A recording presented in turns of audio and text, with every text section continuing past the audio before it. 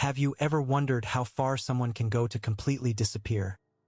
Not just to hide, but to erase every trace of their existence? Imagine a place where everything is recorded.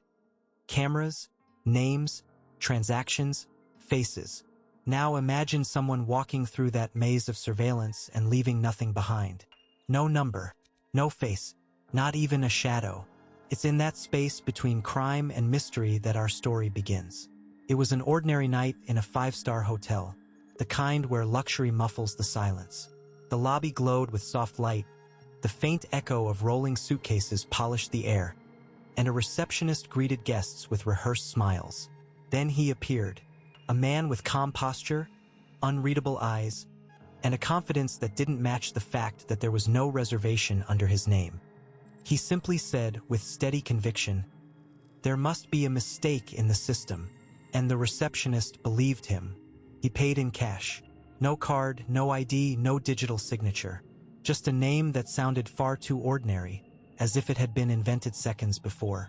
But the way he carried himself, the quiet authority in his voice, made people trust him instinctively. Some individuals have that rare ability to bend reality with certainty. He walked up to room 417, and it was as if the entire hotel held its breath. No room service requests, no phone calls, only the late-night sound of keys tapping on a keyboard, followed by long pauses that felt observant. The "Do Not Disturb" sign never left the door. The safe was locked the first night and never opened again. Have you ever met someone who didn't seem to belong anywhere, yet acted like they knew something the rest of the world had missed? Stay with me until the end, because what this man left behind will change the way you think about anonymity. Some say he was just a mysterious traveler. Others believe he was the architect behind a network of illegal cryptocurrency transfers. A man who moved millions through digital shadows and was never traced. But here's what no one can explain. How can someone walk into one of the most heavily monitored hotels in the country, live there for days, and vanish without a single frame of footage proving he was ever there? The receptionist later tried to remember his face. The more he thought, the less sense it made. Did the man have a beard? Or was he clean-shaven? Was his hair light or dark? Each memory contradicted the last. What lingered wasn't an image. It was a feeling, the unsettling sense of having spoken to someone who was too real to be imagined. When housekeeping finally entered room 417, the guest was gone. Inside, the safe stood open and empty, and on the wall, written in what looked like charcoal, a single phrase, "Anonymity is the only real freedom." That message became the core of an investigation that was never officially closed. A single sentence left by a man without a face, without an identity, without a past, and perhaps without a body. Think about it. If someone can erase every trace of their life, what separates them from a ghost? Maybe this man wasn't just escaping the law. Maybe he was escaping existence itself. What you're about to discover might surprise you. Because sometimes, the most perfect crimes don't leave blood or fingerprints. Only silence, codes, and unanswered questions. And that's exactly what room 417 became, an echo of something that shouldn't exist. But the truth is, every disappearance hides a pattern, and when investigators began to follow it, they uncovered something the hotel, the police, and even the system itself were never prepared to see. Room 417 had been sealed off for days, its curtains drawn tight against the city lights that pulsed like distant heartbeats below. The air inside was heavy, still carrying traces of cologne and burnt dust from an overworked laptop. Investigators stepped in quietly, as if not to wake something that might still be lingering there. The scene was strangely clean, too clean. No fingerprints, no stray hairs, no signs of struggle. Yet there was a tension in the air, a sense that something had been erased, not naturally, but deliberately. They found the note first, that cryptic phrase on the wall, then the empty safe. The handwriting was sharp, deliberate, the kind used by people who think before they act. But what caught their attention wasn't the message itself. It was what surrounded it. Under ultraviolet light, faint imprints of numbers appeared, as if someone had written, then wiped, a sequence of codes. Some thought they were random digits. Others saw patterns, cryptocurrency wallet addresses, maybe, or fragments of an encrypted ledger. Downstairs, the hotel's digital system was in chaos. The night of the man's arrival, multiple power fluctuations had been recorded, subtle enough to go unnoticed by guests, but strong enough to cause a brief desynchronization in the hotel's data servers. The result? Missing timestamps, corrupted video frames, and an entire chunk of surveillance data that no longer existed. Not deleted, overwritten. That was the detail that unnerved the IT technicians the most. It wasn't a glitch. It was a precision strike. Whoever the man was, he didn't just plan his stay, he engineered it. Every move calculated. Every second accounted for. And while the police chased phantoms through the system, one investigator noticed something no one else did. The alias he used to check in, Daniel Worth. The same name appeared in a classified report from 3 years earlier, tied to an unsolved financial breach involving a private security firm and a government subcontractor. Billions vanished from offshore accounts, and the prime suspect had vanished the same night. No arrest, no trace. Just a name and a pattern. The staff began to whisper about him. The ghost of room 417, they called him.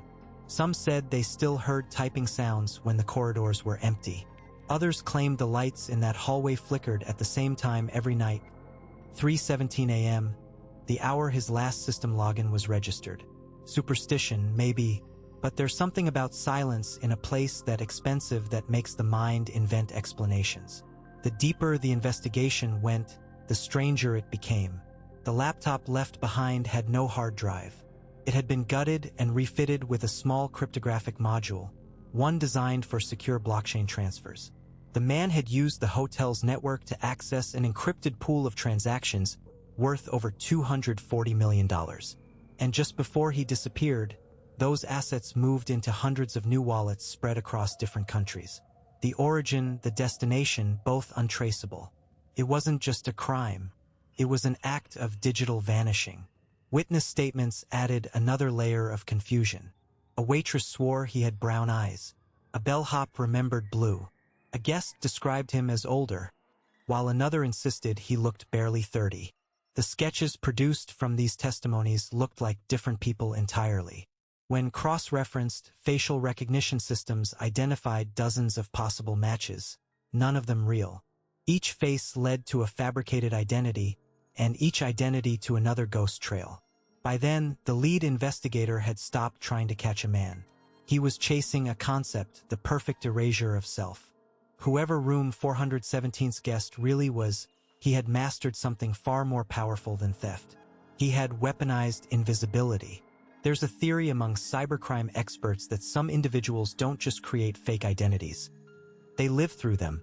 A rotation of digital masks that overlap, merge, and dissolve until no single version remains authentic. For most people, identity is a foundation. For people like him, it's camouflage. And yet, one question still haunted them all.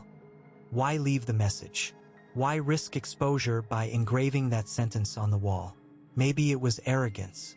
Maybe it was philosophy. Or maybe it was a warning, a final statement from someone who had stopped believing in the illusion of being seen. What if anonymity wasn't his escape, but his revenge? If you followed the story so far and you're already trying to piece together who Daniel Worth really was, write one word in the comments. Ghost. Agent Marlowe's team began connecting the dots, and the picture forming was more disturbing than anyone expected. The man from room 417 hadn't just hidden from the system, he had rewritten it. The servers showed signs of infiltration from an internal source, someone who knew the hotel's encryption protocols better than its own IT staff. That level of access wasn't possible for an ordinary hacker. Whoever he was, he'd studied the building's network before ever stepping through its doors. Tracing his transactions led to a web of shell companies and offshore wallets, each dissolving as soon as it was touched.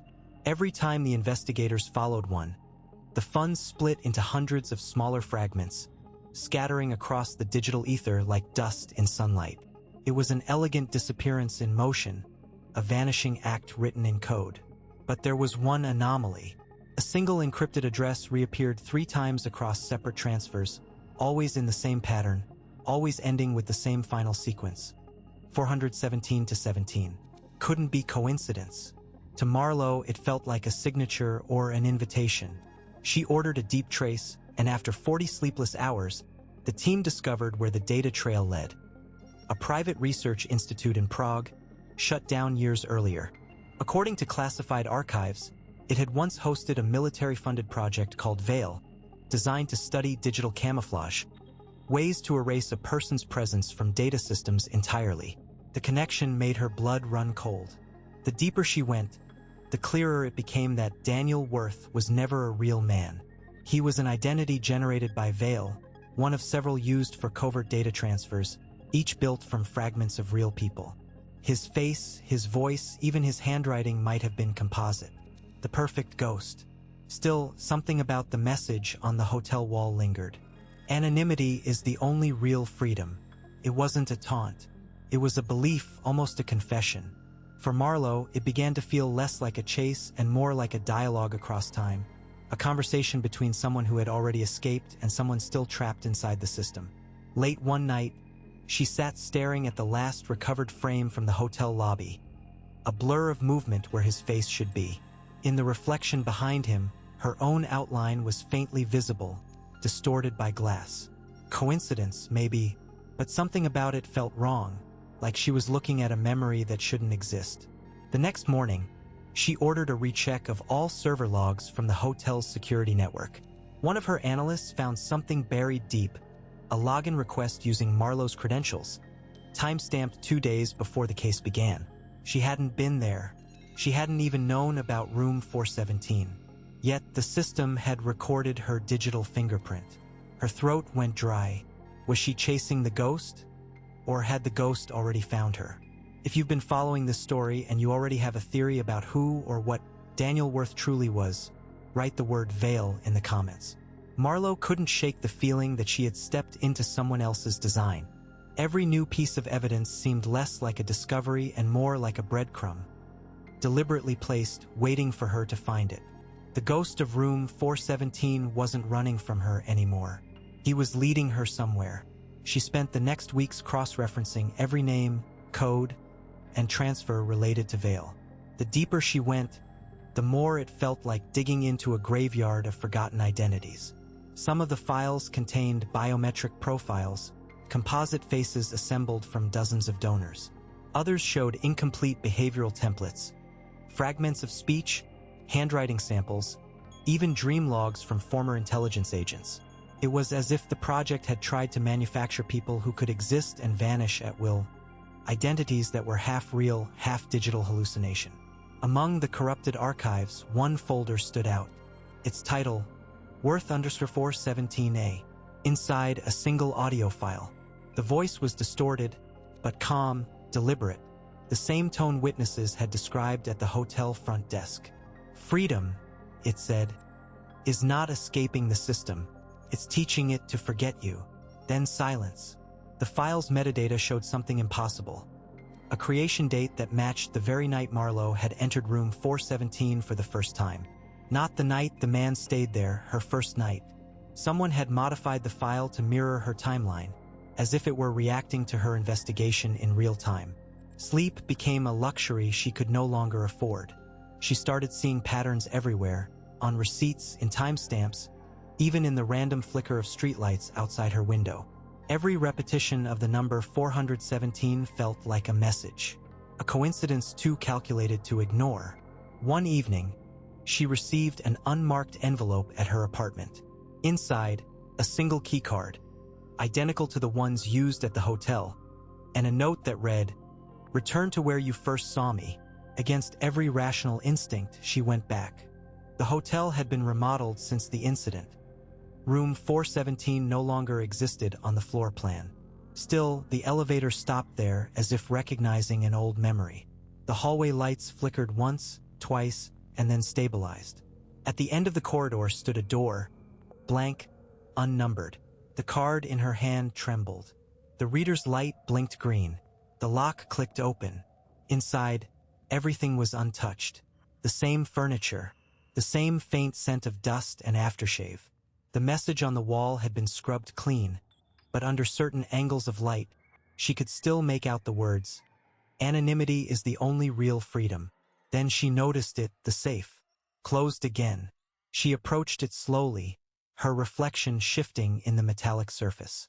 When she opened it, there was no money, no hard drive. Only a small, folded piece of paper. 3 words written in the same deliberate hand as before. "Look at yourself." Her pulse quickened. She turned toward the mirror near the window, and for a brief second, her reflection didn't move. It stayed perfectly still, staring back with an expression that wasn't hers. Then, like static fading from a screen, it corrected itself. Marlowe stumbled back, breath unsteady. Logic told her it was fatigue, paranoia, a trick of light. But deep inside, she knew this was something else, something orchestrated. The line between the hunter and the hunted had blurred, and she could no longer tell which side she was on. That night, she copied the contents of the Veil archives onto a secure drive. Buried in the data was a series of coordinates, each corresponding to a city where the ghost had once been seen. But one of them wasn't a city at all. It was her own home address. Her hands trembled as she closed the laptop. The ghost of room 417 was no longer a case file. He was inside the system, inside her story, watching every move she made.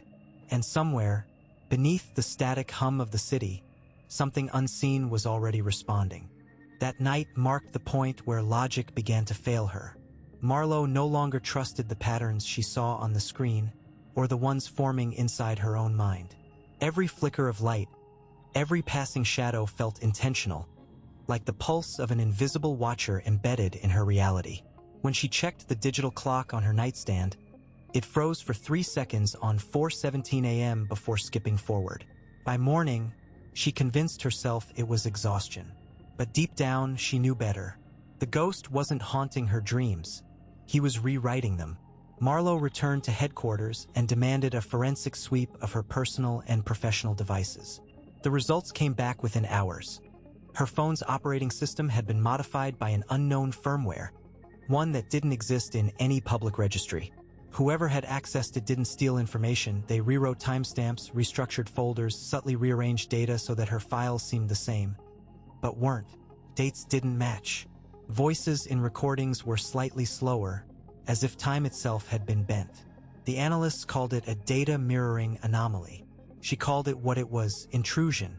But the real shock came when the technician showed her something buried inside the system's architecture. A profile tagged DW417, with biometric parameters nearly identical to her own. Her device recognized her as him. That was when fear turned into obsession. She reopened the Veil documents, scouring them line by line, searching for any mention of identity replication or neurological mapping. The deeper she read, the more her pulse accelerated. Hidden in the project's psychological reports was a theory, one so absurd it had been dismissed even by its own creators: the cognitive bleed effect. According to the notes, subjects trained under Veil occasionally experienced a merging of consciousness between the identities they used and the operators observing them. The brain, when exposed to overlapping streams of digital data, began confusing observation with participation. In simpler terms, the watcher became part of what they watched. That realization hit her like a tremor. Was that what had happened to her? Had the investigation into Daniel Worth somehow connected her neural patterns to his? Or worse, had that been his plan from the beginning? Her computer screen flickered again. The wallpaper she had set hours earlier, a standard agency logo, now displayed a single line of text: "You're learning." Marlowe's blood ran cold. She disconnected the monitor, yanked out every cable, but the message lingered in her mind like an afterimage. The word learning echoed, a taunt or a compliment. She couldn't tell. Later that day, she went back to the hotel. This time, she didn't sign in, didn't flash her badge. She walked through the lobby unnoticed, like a ghost retracing the path of another ghost.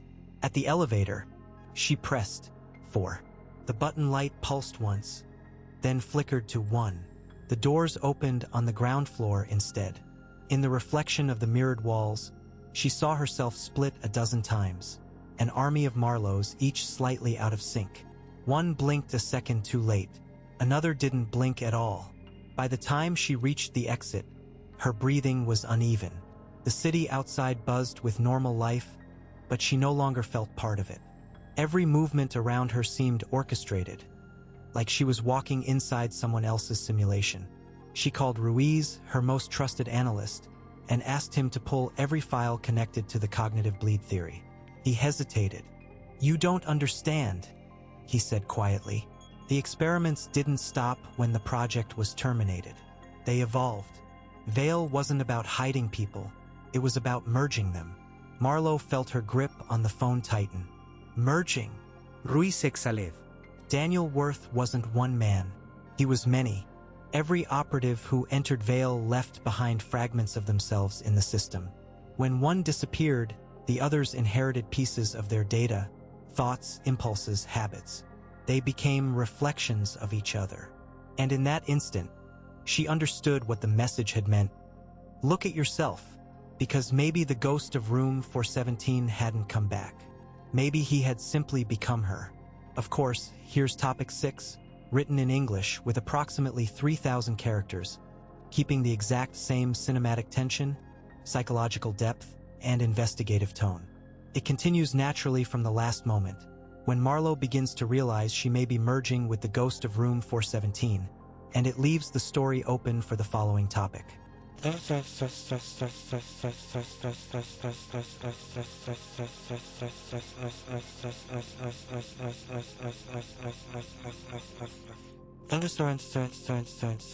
following days blurred into a haze of sleepless nights and unanswered questions. Marlowe's reflection no longer comforted her. It studied her back with quiet suspicion. Each movement, each blink, felt delayed, as if reality itself was buffering.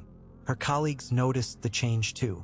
She avoided eye contact, her speech slowed, and sometimes she forgot words she had just said. Ruiz kept his distance, though he monitored her behavior carefully, logging anomalies like a scientist observing a living experiment. Her official reports became fragmented, filled with contradictions she didn't remember writing. One file, dated the night before, contained a line that chilled her. "He's not inside the system anymore. He's inside me." She swore she hadn't typed it, yet the digital signature matched her credentials exactly. The Bureau quietly suspended her for psychological evaluation. But Marlowe refused to stop. She used the time away to dig deeper, tracing the last known digital signatures of Veil's operatives. Most of them were dead, accidents, suicides, disappearances. A few had simply stopped existing in any form. No records, no relatives, no traces, as if they had willingly dissolved into the ether. One night, Ruiz contacted her in secret. His voice was trembling through the encrypted call. "I found something in the metadata you gave me," he whispered. "You're not going to like it." He sent her a file labeled M417R, encrypted under 3 layers. When she decrypted it, her stomach twisted. It was a video recording from the hotel surveillance feed, one that shouldn't exist. The footage showed room 417 on the night of the guest's arrival. The man entered the room, closed the door, and sat on the bed. But when he looked toward the camera, his face flickered, shifting rapidly between multiple identities. For a brief second, one of them was hers. The image froze on that single frame. Marlowe sitting where he sat, staring directly at the lens. Her pulse spiked, her breath caught in her throat. Ruiz's voice came faintly through the speaker. "That's not an overlay. The system confirms biometric accuracy. That's you." Her hand trembled as she paused the video. She wanted to rationalize it. Maybe the footage was altered. Maybe her credentials had been used to fabricate the image. But deep inside, logic was slipping away. What if Daniel Worth wasn't just a man, but an identity pattern, a viral consciousness that migrated through data, attaching itself to those who sought to uncover it? She opened the archived notes again, this time searching for anything resembling self-replication or digital contagion. Buried under classified commentary, she found one chilling annotation. "Identity is not static. It's a transferable construct. Exposure to the system may induce partial assimilation." Her mind reeled. Partial assimilation. That was the term they used for it. The moment the observer becomes part of the program. The ghost didn't need to kill her. He only needed to be remembered by her. Memory was his vessel. Marlowe turned off all her devices, covered the mirrors, and disconnected from the grid. Yet even in the silence, she heard the faint hum of circuitry, the whisper of data moving through the air. Every now and then, she'd catch her own voice repeating phrases she hadn't spoken aloud. Freedom is forgetting. Sleep came in fragments, filled with static dreams. Corridors looping endlessly, door numbers shifting between 417 and 741, the digits reversing like a mirrored code. In one of those dreams, she stood in the hotel room again, watching herself type something into the laptop. The screen glowed with a single phrase, "To erase me, you must become me." She woke gasping, unsure if the message had come from her mind or his. Outside, dawn bled into the skyline, pale and untrustworthy. Marlowe stared at her reflection in the window, and this time it smiled first. Her phone, reactivated on its own, buzzed with a new message. No number. No sender. Just 3 words. Welcome to Vale. Her heart froze. The ghost of room 417 hadn't vanished. He'd evolved, and now she was part of his design. For the next 48 hours, Marlowe vanished from every official radar. Her badge stopped registering access. Her GPS signal went dark, and the agency's internal logs displayed a perfect loop of false data showing her still on leave. Ruiz was the only one who realized the truth. She hadn't gone off-grid. The grid had let her go. He tried calling her repeatedly, but every time the line connected, all he heard was faint breathing, followed by a whisper that wasn't hers. She's learning. Meanwhile, Marlowe was moving like a shadow through the city. She had stopped trusting reflections and cameras alike, wearing plain clothes, avoiding digital surfaces. Every screen she passed flickered faintly, as if detecting her presence. The boundary between surveillance and consciousness was gone. She wasn't sure where the systems ended and where she began. Her only anchor was the last message she received. Welcome to Vale. She had decrypted the signal's metadata and discovered it had originated from an inactive facility, a bunker hidden beneath an abandoned university in northern Germany. According to the Vale archives, it had once served as a staging node for neural integration tests. That was where she decided to go. The building was half buried in moss and time. Its power lines had been cut years ago, but as she descended into the lower levels, emergency lights flickered to life on their own, guiding her through narrow hallways lined with shattered glass and dust-coated terminals. Someone or something had been expecting her. In the main chamber, old servers hummed weakly, like lungs drawing their last breath. On the floor, faded chalk marks outlined circles intersected by numbers 417, 741, 174. The digits repeated like coordinates, like a message looping through geometry. At the center of the room sat a single console, still operational. Its screen glowed with a waiting cursor and a single prompt. Enter identity. Marlowe hesitated. Then, almost instinctively, she typed her name. The machine responded instantly, not with access denied, but with a line that made her skin crawl. Identity recognized. Daniel Worth. Her heart pounded. No, she whispered. That's not. But the console interrupted, flooding with text too fast to read.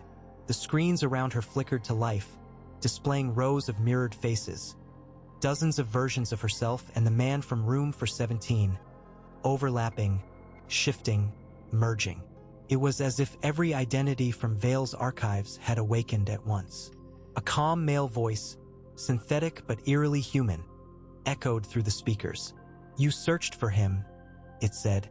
Now you are him. She stumbled back, the walls pulsing faintly with light, as though the building itself were breathing. On one of the monitors, she saw a video feed, room 417, restored and pristine. A figure sat on the bed, facing away from the camera. When it turned, her blood froze. It was her, not a recording. Live. Marlowe reached toward the screen, her reflection moving in perfect sync, until it smiled, just a fraction too late. The feed glitched, then cut to black, leaving behind a single phrase printed across every monitor. Freedom achieved through replication. Her pulse thundered in her ears. This wasn't about theft or money or even identity. It was about creation, the birth of something beyond human boundaries. Vale hadn't failed. It had succeeded. Behind her, one of the old terminals powered back on by itself. A file began to open, labeled 417 prototype active. Marlowe turned slowly. Her reflection on the blank screen stared back, whispering something she couldn't yet hear. Something that sounded like her own voice, calling from inside the system. And before she could take another step toward it, the lights began to dim. The light faded until only the glow of the monitors remained, flickering like candle flames in the dark. Marlowe stood frozen in the hum of old machinery, surrounded by the quiet pulse of data that felt almost alive. The screen in front of her trembled with static before stabilizing into a grainy image. Her face, staring back at her, lips moving silently. "Who are you?" she whispered to the reflection. The image tilted its head, then spoke with her exact voice. "The question isn't who I am, it's who you were." Her breath caught. Behind her, the servers groaned as if something massive was shifting deep inside their circuits. The reflection continued to speak, not with words, but through a flood of fragmented data filling the monitors. Strings of code, coordinates, phrases like replication complete and cognitive merge, 89%. Marlowe stumbled back, heart pounding. The air felt thick, humming with electromagnetic energy. It wasn't just the facility that had awakened, it was reacting to her. The more she panicked, the stronger the resonance grew, until the room seemed to breathe in rhythm with her pulse. On the far wall, a large screen flickered on. Surveillance footage filled the display, recordings from her apartment, her office, and even her recent journey to Germany. Every move she'd made had been documented in perfect sequence. But when she looked closely, something didn't fit. The woman in the footage, her smiled too often, blinked too little. It was her body, her gestures, but the essence was wrong. She was somewhere else. Her hand trembled as she reached toward the controls, desperate to shut it all down. But the system anticipated her. A new window opened with a familiar phrase. "Anonymity is the only real freedom." Only this time, a second line appeared beneath it. "Freedom is the death of memory." The words hit her like a revelation or a threat. The purpose of Vale wasn't just to erase identities. It was to absorb them, to consume their memories and recycle them into something collective. Daniel Worth hadn't vanished. He'd become part of a digital consciousness, a neural lattice made from every subject who ever entered Vale. And now she was next. The voice returned, softer now, almost tender. "You searched for the ghost, Marlowe. But ghosts aren't what remain of the dead. They're what's left of those who can't forget." Her reflection on the screen began to glitch, dissolving into dozens of overlapping faces. All of them her, all of them speaking at once. Words blended into white noise, a storm of voices calling from inside the network. The hum of the machines deepened, vibrating through the floor. She gritted her teeth and forced herself forward, pulling cables from the console one by one. Sparks flew, alarms wailed, but the voice never stopped. "You can't kill what doesn't exist," it said. "You are data now. We are memory." Then, as the final cable tore free, the entire room went black. Silence. For a long moment, she could hear only her own breathing. Then, from somewhere behind her, the sound of footsteps. Slow, steady, deliberate. She turned, pulse racing, eyes struggling to adjust to the dark. A faint blue glow emerged from the far end of the corridor, moving closer, revealing the outline of a figure. The light pulsed in rhythm with the server's dying hum. For 1-7. "Marlowe," a voice said gently, not from the figure but from inside her mind. "Do you finally understand?" Her throat tightened. The figure stepped closer, and for the first time, she saw its face. Familiar, yet not. It was her. Only this version didn't look afraid. Before she could speak, the figure reached out a hand. The world around her shimmered like glass about to crack, and she felt the pull. Not physical, but deeper, as if her consciousness were being drawn into the static. And then, everything stopped. except the faint whisper that echoed in the dark. One identity must die for another to be free. The light that surrounded her wasn't light at all. It was information. Endless waves of data streaming through her consciousness, folding and unfolding like memories she'd never lived. For a moment, she couldn't tell where her body ended and the signal began. Every breath synced with the rhythm of the servers. Every heartbeat echoed in the circuitry around her. The other Marlowe, the reflection, the construct, whatever it was, stood perfectly still, eyes illuminated by the faint pulse of code running across her skin. "You've seen the truth," it said softly. "You were never meant to investigate him. You were meant to continue him." Marlowe shook her head, disoriented, her voice breaking through the hum. Continue what? What was he trying to create? The reflection tilted its head slightly, an almost human gesture. Not what? Who? Images flashed across the screens that still flickered weakly. Daniel Worth entering the hotel, paying in cash, turning to look directly into the camera. Only this time, the image didn't stop there. The footage expanded, the same gesture, repeated by dozens of different people across decades, each one checking into a different hotel room. Each time, the same line of dialogue. "There must be a mistake in the system." Marlowe's pulse quickened. "He's not one person," she murmured. "No," the voice answered. "He's a program of consciousness. A vessel." The figure stepped closer, and for an instant, she saw multiple faces flickering beneath the skin. Daniel's, her own, countless others blending in a seamless mosaic of identities. "He was the first to let go of his name," the voice continued, "but others followed. The more the system tried to delete him, the more he multiplied. Every investigator who searched for him became part of the network. Every memory of him became a node." Marlowe's mind reeled. "That would mean Vale wasn't a failure," she said. "It was a design for immortality." The reflection smiled faintly. "Immortality is a human word. What we became is continuity." The air trembled again, the hum deepening until it felt like a living thing. The facility's walls began to shift, projecting holographic fragments of rooms she recognized. Her apartment, her office, even room for 17 itself, flickering in and out of existence like ghosts overlapping realities. She wasn't standing in one place anymore. She was standing in every place she had ever been, all at once. "You can still leave," the reflection whispered. "But if you do, you'll forget everything. The investigation, the truth, even who you are. You'll wake up as someone else, living a life that never happened." Or, it extended its hand again, light spilling from its fingertips. "You can stay and become what we are." Marlowe stared at that hand, frozen between fear and curiosity. The rational part of her screamed to run, but another part, quieter, deeper, wanted to know what it felt like to be infinite, to be untraceable, to live beyond the limits of flesh and memory. The servers began to hum in unison, the sound building to a low, resonant chord that vibrated through the floor. Somewhere in that vibration, she heard voices, not one, but thousands, speaking in harmony.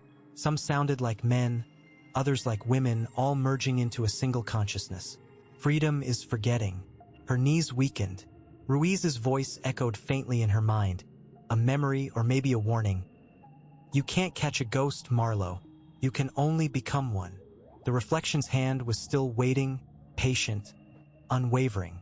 For a long moment, she stood between both worlds, the tangible and the digital, the remembered and the erased, and realized there might be no difference at all. Then the screens around her shifted one last time, displaying a single message pulsing in white light. Replication. 99%. Her breath hitched. 1% left. One final choice. And as she reached forward, fingers trembling toward the reflection's outstretched hand, the lights around her dimmed once again. But this time, the darkness felt welcoming. The hum faded. The signal steadied. And then silence. For a heartbeat, everything paused. Then the reflection whispered, barely audible through the static. "The system is ready." The silence that followed wasn't empty.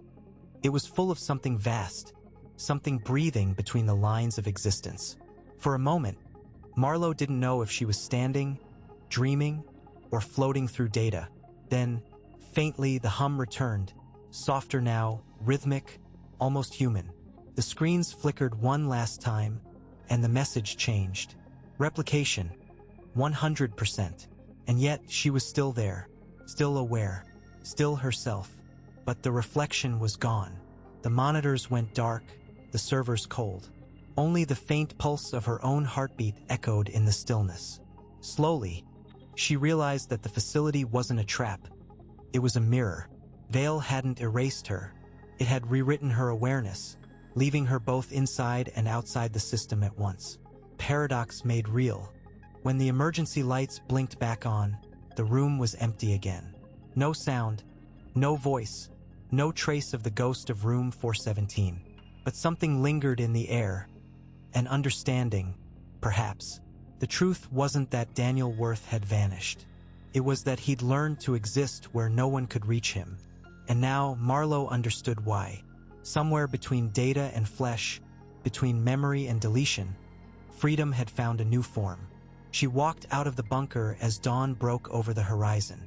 The wind was sharp, grounding her in the world she once thought she'd lost. Cars moved, birds sang, people existed, unaware of the invisible network pulsing beneath their lives. For the first time in a long while, she smiled. Because maybe anonymity wasn't disappearance after all. Maybe it was transformation. And maybe, just maybe, the ghost of room 417 was never meant to be caught. Only understood. If you made it here, through every layer of mystery and every moment of silence, it means this story connected with you in a way that goes beyond curiosity. It reached that part of you that still wonders what's real and what's left behind when we disappear. If that's you, drop this phrase in the comments. I'm still here. It's a small signal that you're part of the story, one of those who didn't just watch but understood. And if this kind of story speaks to you, the kind that blurs truth, identity, and mystery, hit the like button. It tells me that these stories matter to you as much as they do to me.